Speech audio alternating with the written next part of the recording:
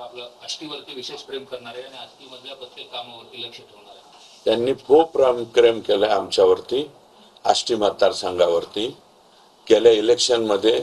आणि आज तुम्ही टीव्ही वाले असतील तर माझी विनंती आहे ते व्हिज्युअल जरा सगळ्या मतदारसंघात फिरवा. ते ज्यांच्यावरती प्रेम असेल तेच लोक तिथं हजर असतील. शिट्टीवाले, आणखी घड्याळावाले यांच्यावरती प्रेम करावं. भाजपच्या कार्यकर्त्यावर आणि भारतीय जनता पार्टीच्या लोकांवर प्रेम करायला मी काफी आहे. त्यांनी तिकडे प्रेम करू नये अशा प्रकारची माझी विनंती.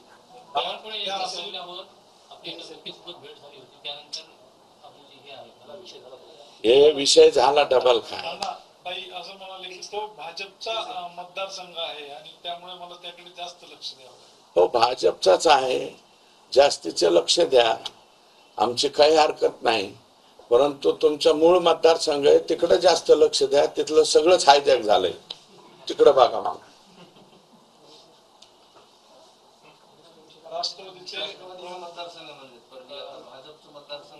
नाही, आष्टी भाजपचा आत्ता मतदारसंघ झाला. इलेक्शन मध्ये त्या म्हणल्या होत्या की केज ही माझी एकच सीट आहे, हे तुमच्या ध्यानात आहे ना. मग आता भाजपचा मतदारसंघ कसं काय झाला? ते ज्या बोलतात ना त्याच्यावरती त्यांनी ठाम राहावं. इलेक्शनच्या कालावधीमध्ये भाजपचा त्यांचा एकच मतदारसंघ होता.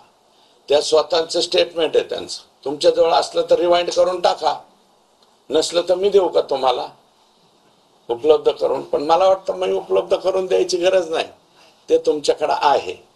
तर त्या इलेक्शन मध्ये मानल्या होत्या की केस हा एकच सीट आहे ना माझ्या वाट्याची. मग आता भाजपचा मतदारसंघ कसं काय झाला? इलेक्शन मध्ये भाजप गंधर्व विवाह मतदारसंघ होता आणि आता पवित्र विवाह कसा झाला? तुम्ही काल म्हणाला होता की 500 लोक परळीतले व्यापारी हे परळी सोडून गेले.